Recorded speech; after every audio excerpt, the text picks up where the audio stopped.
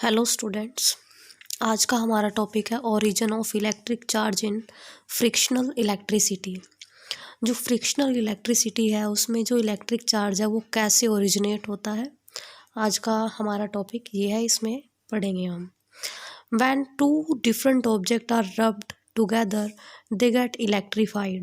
जब दो different kind के ऑब्जेक्ट्स को हम रब करते हैं, जैसे फॉर एग्जांपल ग्लास रोड या फिर सिल्क को हम आपस में रब करते हैं, तो वो दोनों क्या हो जाते हैं, इलेक्ट्रीफाइड हो जाते हैं। दोनों पे क्या है, कुछ ना कुछ चार्ज आ जाता है, दोनों में ट्रांसफ़र ऑफ इलेक्ट्रॉन होता है, जिसकी वजह से दोनों क्या हो जाते हैं, इलेक्ट्रीफाइड हो जाते हैं। It happens due to transfer of electron from one object to the other. ऐसा क्यों होता है? क्योंकि एक ऑब्जेक्ट से जो इलेक्ट्रॉन है वो दूसरे ऑब्जेक्ट में ट्रांसफ़र होते हैं, इसलिए ऐसा होता है। The object which gain electron become negatively charge while the object which losses electron become positively charge. जो ऑब्जेक्ट इलेक्ट्रॉन क्या करेगा, गेन करेगा, उसके ऊपर हमेशा नेगेटिव चार्ज आएगा, और जो ऑब्जेक्ट क्या करेगा, इलेक्ट्रॉन्स को लूज करेगा, उसके ऊपर क्या आएगा, पॉजिटिव चार्ज आएगा। The appearance of charges on two body can be explain on the basis of atomic model. जो चार्जेस की अपीयरेंस होगी दोनों बॉडीज़ के ऊपर, वो कितनी होगी, कितना नेगेटिव चार्ज होगा या फिर कितना पॉजिटिव चार्ज होगा, इस सारी चीज़ को हम किसके ऊपर एक्सप्लेन करेंगे, एटॉमिक मॉडल के ऊपर एक्सप्लेन करेंगे। बच्चों, आपने छोटी क्लासों में पढ़ा होगा एटॉमिक मॉडल के बारे में कि जो हमारा एटम है उसके अंदर क्या होता है, उसमें न्यूक्लियस होता है, न्यूक्लियस के अंदर प्रोटॉन और हमारा न्यूट्रॉन प्रेजेंट होता है, ठीक है, और उसके चारों तरफ क्या है, इलेक्ट्रॉन रिवॉल्व करता है। आप सबको इसकी जानकारी होगी। तो according to atomic model, atom क्या है? एटम क्या है? एक ऐसा सब्सटेंस है जिसमें क्या है, एक पॉजिटिव कोर होती है, जिसको हम क्या बोलते हैं, न्यूक्लियस बोलते हैं। The nucleus is made up of proton and neutron. हमें पता है जो न्यूक्लियस है वो किससे बना होता है, प्रोटॉन और न्यूट्रॉन से बना होता है, which are held inside it with strong nuclear forces. जो हमारा क्या है, एटम है, उसमें क्या है, सेंटर में क्या होता है, हमारा न्यूक्लियस प्रेजेंट होता है। जैसे अगर हम देखें तो कुछ इस तरह से होगा, जो एटम है उसमें क्या होगा, यहाँ पे पॉजिटिव चार्ज होगा जिसको हम न्यूक्लियस बोलते हैं, और न्यूक्लियस के अंदर क्या होता है, हमारा न्यूट्रॉन प्लस प्रोटॉन होता है, ठीक है। अब जो बाहर की ये बाउंड्री आप देख रहे हो, ये क्या है, एक ऑर्बिट है जिसके अंदर क्या है, इलेक्ट्रॉन रिवॉल्व करता है, ठीक है। अब अगर हम बात करें कि जो इलेक्ट्रॉन और न्यूक्लियस है उनके बीच में कौन सा फोर्स काम करता है, और जो न्यूक्लियस के अंदर न्यूट्रॉन और प्रोटॉन है उनके बीच में कौन सा फोर्स काम करता है, तो जो न्यूक्लियस है उसके अंदर कौन सा फोर्स होता है, न्यूक्लियर फोर्स होता है। जो फोर्स क्या है, न्यूट्रॉन और प्रोटॉन को एक दूसरे के साथ क्या है, बाइंड करके रखने का काम करता है। और अगर हम इलेक्ट्रॉन और न्यूक्लियस के बीच फोर्स की बात करें तो यहाँ कौन सा फोर्स काम कर रहा है, इलेक्ट्रोस्टैटिक फोर्स। जो क्या है, इलेक्ट्रॉन और जो न्यूक्लियस है दोनों को एक दूसरे के साथ क्या है, बैलेंस बनाने में क्या कर रहा है, काम कर रहा है। तो अगर हम बात करें कि इन दोनों फोर्सेस में ज़्यादा स्ट्रॉन्ग फोर्स कौन सा है, तो जो हमारा न्यूक्लियर फोर्स है वो क्या है, स्ट्रोंगर देन इलेक्ट्रोस्टैटिक फोर्स है, ठीक है। Nuclear forces are strongest forces, ठीक है। अब आगे हम बात करते हैं, the electrons revolve around the nucleus in circular orbit. जो इलेक्ट्रॉन है वो क्या है, न्यूक्लियस के चारों तरफ एक सर्कुलर ऑर्बिट में रिवॉल्व करते हैं। The number of electron in an atom is equal to the number of proton in the nucleus. बच्चों, हमें इस बात का भी पता है जो इलेक्ट्रॉन होते हैं, इलेक्ट्रॉन किसी भी एटम के अंदर उतने ही प्रेजेंट होते हैं जितने क्या होंगे, न्यूक्लियस के अंदर प्रोटॉन होंगे, ठीक है। Number of electron is equal to number of proton. Since magnitude of charge on proton and an electron is same. ये चीज़ भी हम पढ़ चुके हैं पहले कि जो हमारा क्या है, इलेक्ट्रॉन है या फिर हमारा क्या है, प्रोटॉन है, दोनों के ऊपर क्या है, सेम चार्ज होता है। अगर हम बात करें तो कितना होता है, 1.6 इंटू 10⁻⁻19 कूलम चार्ज होता है। अगर हम इलेक्ट्रॉन की बात करें तो ये क्या होगा, माइनस में होगा, और अगर हम प्रोटॉन की बात करें तो यही चार्ज क्या होगा, सेम मैग्नीट्यूड में पॉजिटिव होगा, ठीक है। तो दोनों पे क्या है, सेम चार्जेस होते हैं।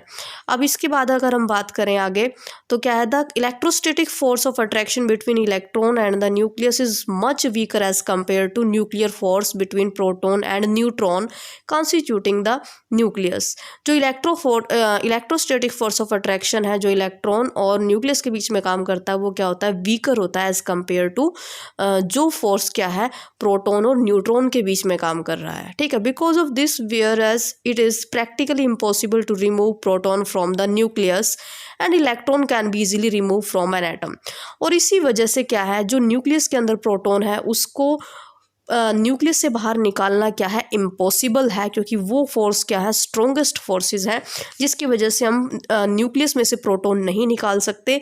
लेकिन जो इलेक्ट्रॉन है एक एटम के अंदर से हम क्या इलेक्ट्रॉन इजीली रिमूव कर सकते हैं थोड़ी सी एनर्जी सप्लाई करने से। The energy required to remove an electron from the atom depend upon how tightly it is bound to them. ये कहता है कि जो एनर्जी हमें क्या है कि इलेक्ट्रॉन रिमूव करने के लिए चाहिए, वो एनर्जी क्या कितनी चाहिए हमें, ये किस चीज़ पे डिपेंड करेगा कि कितने फोर्स के साथ जो इलेक्ट्रॉन है हमारा वो न्यूक्लियस के साथ क्या है, टाइटली बाउंड है। अगर वो लूजली बाउंड है तो वो एनर्जी हमें क्या है, कम चाहिए। अगर टाइटली बाउंड है तो एनर्जी हमें क्या चाहिएगी, ज़्यादा चाहिएगी।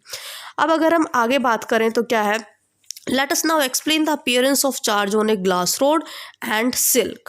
अब हम बात करते हैं कि जो ग्लास रोड और सिल्क जो क्लॉथ था उन दोनों को रब करने से उनके ऊपर जो चार्ज आए हैं वो कितना चार्ज आया है, किसके ऊपर पॉजिटिव आया है और किसके ऊपर नेगेटिव आया है, ये हम कैसे बताएंगे।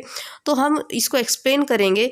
जब हम क्या करते हैं, ग्लास रोड और सिल्क को हम आपस में क्या करेंगे, रब करेंगे, तो क्या होगा, when a glass rod is rubbed with silk energy is provided to overcome friction between them. तो दोनों के बीच में क्या होगी, एक एनर्जी का ट्रांसफ़र होगा, ठीक है। एक जो हमारा क्या सब्सटेंस है उससे एनर्जी क्या है दूसरे एटम के अंदर क्या करेगी, ट्रांसफ़र होगी।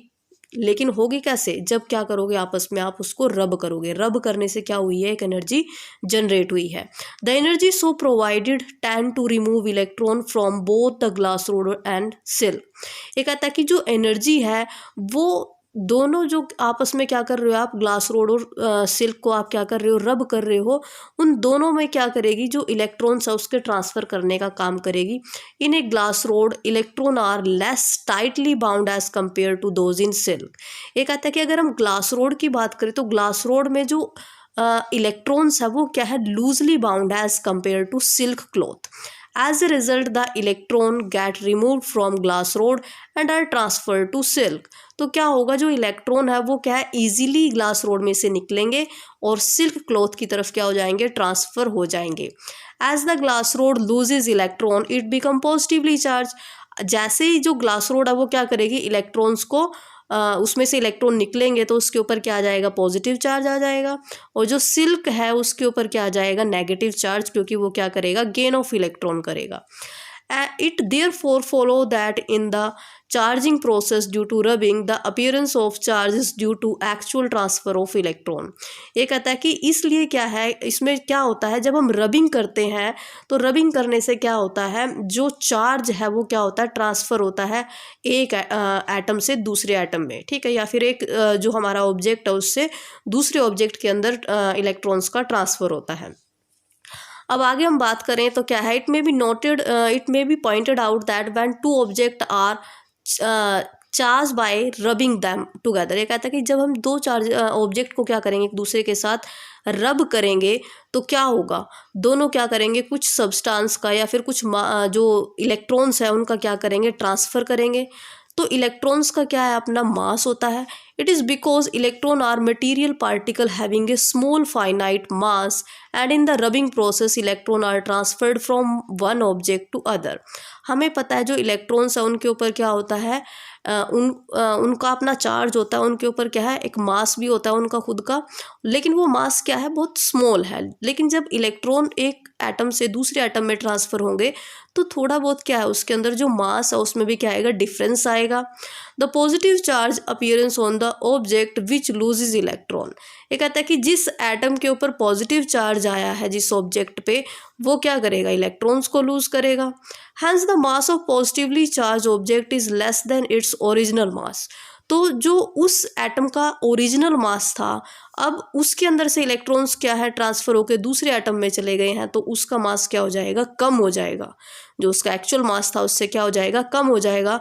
On the other hand the mass of negatively charge object is more than its original mass as the negative charge appear on it due to gain of electron.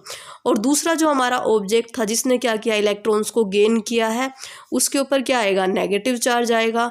और उसका क्या होगा, जो ओरिजिनल मास होगा उससे उसका मास क्या हो जाएगा, इंक्रीज हो जाएगा, क्योंकि उसने क्या किया है, यहाँ पे इलेक्ट्रॉन्स को गेन करने का काम किया है। तो ओवरऑल यहाँ पे जो क्या है, जो इलेक्ट्रिक चार्ज है वो कैसे जनरेट हुआ है, हमने वो चीज़ पढ़ी। आज के लिए इतना ही।